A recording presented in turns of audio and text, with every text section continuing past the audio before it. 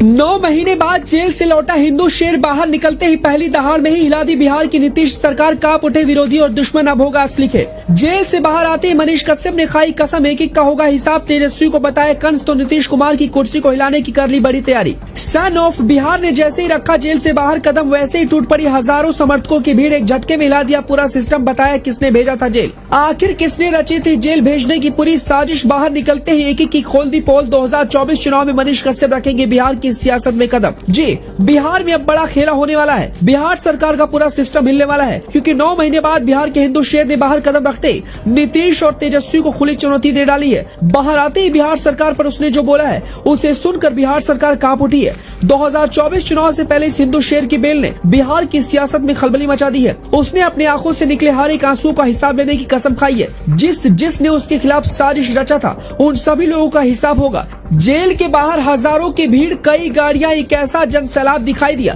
जिसने ये बता दिया कि सन ऑफ बिहार मनीष कश्यप के बाहर निकलने की पूरे बिहार में कितनी खुशी है। मनीष कश्यप ने ये भी बता दिया कि विरोधी और विपक्षी कितने भी साजिशें उन्हें गिराने की कर ले, लेकिन वो हार मानने वाले नहीं है। अपनी पत्रकारिता और कट्टर सनातनी होने के चलते मनीष कश्यप ने बिहार से लेकर देश के हर एक कोने में रहने वाले शख्स को अपना दीवाना बनाया है। ऐसे में जैसे मनीष कश्यप की बेल की खबर मिली, वैसे ही मनीष कश्यप के स्वागत के लिए हजारों की भीड़ उमड़ पड़ी। खुली जीप में सवार होकर फूल माला पहने मनीष कश्यप ने हर किसी का अभिवादन स्वीकार किया और बाहर निकलते ही सबसे पहले बिहार सरकार पर निशाना साधा। डिप्टी सीएम तेजस्वी यादव को कर्ज बताया। बता दें कि पटना हाई कोर्ट ने सन ऑफ बिहार मनीष कश्यप को शर्तों के आधार पर बेल देते हुए बिहार की जेल से रिहा कर दिया है। मनीष कश्यप बिहार की बेऊर जेल में बंद थे। मनीष की रिहाई करीब 9 महीने बाद हुई है। रिहाई से पहले मनीष को तमिलनाडु जाना था, लेकिन सिविल कोर्ट के फैसले के बाद मनीष को बिहार में ही रखा गया था। आगे हम आपको बताएंगे कि बिहार सरकार पर मनीष कश्यप ने कैसे निशाना साधा है और आगे क्या कुछ करने वाले हैं। लेकिन मनीष कश्यप किस मामले में जेल में थे, पहले वो जान लीजिए।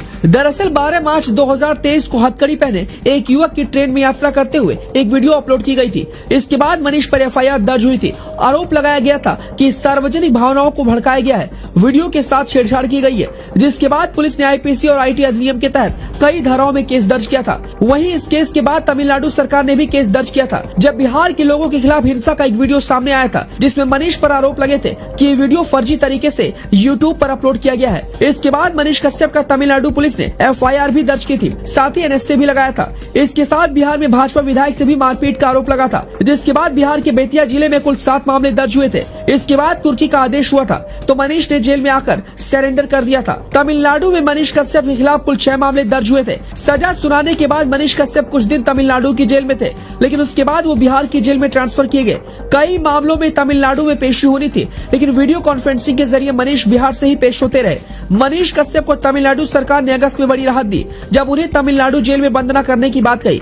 इन सभी मामलों में राहत पाने और बेल के लिए सुप्रीम कोर्ट का भी रुख अपनाया था। वहीं तमिलनाडु सरकार द्वारा एनएसए हटाने पर भी वो सुप्रीम कोर्ट गए थे। ऐसे में मनीष कश्यप को इन सभी मामलों में बेल हुई है। मनीष कश्यप ने बाहर निकलते मीडिया चैनलों से बात करते हुए कहा है कि बिहार में कंस की सरकार चल रही है, मेरे खिलाफ साजिश रची गई थी, इसी वजह से मैं 9 महीने तक जेल में रहा। मनीष ने यह भी कहा कि भगवान कृष्ण ने भी जेल में ही जन्म लिया था। बिहार में भी बहुत सारे कंस हैं जिन्होंने मेरे खिलाफ साजिश रची थी। मुझे ये सजा कोर्ट ने नहीं बल्कि नेताओं ने दी है। मनीष का प्रचंड रूप भी दिखाई दिया और उन्होंने स्वागत में शामिल भीड़ के सामने कहा कि ये जो भीड़ दिखाई दे रही है, मैं इन सब की आंखों की उम्मीद पूरा करूंगा, जो भी मेरे भाग में होगा वो होगा। वहीं मनीष ने राजनीति में कदम रखने के सवाल पर भी कहा कि भाग में होगा तो मैं इन लोगों के बीच पत्रकारिता भी करूंगा और राजनीति में भी उतरूंगा। मुझे बिहार को बदलना है। मनीष कश्यप ने किसी को भी नहीं छोड़ा और एक एक बातें उन्होंने मीडिया के सामने कही। मनीष ने कहा कि मैं इतना बड़ा अपराधी हूँ कि मेरे दादाजी के नाम पर घर की कुर्की की गई, मुझ पर फिर से कार्रवाई हो सकती है। यहाँ मैं जेल से निकला हूँ, कोई भी ट्रैफिक क्लियर नहीं है। मनीष ने अपने आगे चल रहे लोगों से कहा कि आगे बढ़ने दीजिए, वरना ये लोग मुझ पर फिर से कोई केस कर देंगे। फिलहाल अब हर किसी की नजर मनीष कश्यप पर है कि क्या वो 2024 चुनाव में उतरेंगे। वहीं कई लोगों का ये भी कहना है कि भाजपा उन्हें किसी सीट से चुनावी मैदान में उतार सकती है। फिलहाल अब देखना बड़ा दिलचस्प होगा कि आने वाले कुछ दिन के अंदर मनीष कश्यप कौन सा बड़ा खेल करते हैं। मनीष कश्यप के बाहर आने पर आप